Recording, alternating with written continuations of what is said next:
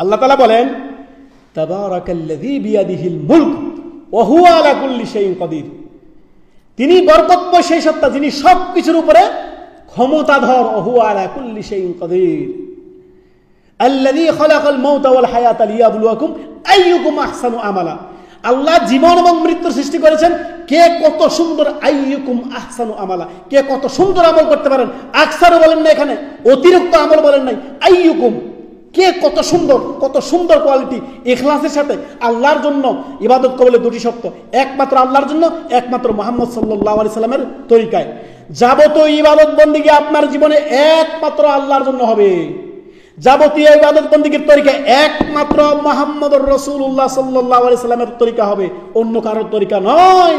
এই দুটি শর্ত যদি ঠিক না থাকে, ইবাদত কখনোই কশিনকালেও কবুল হবে না।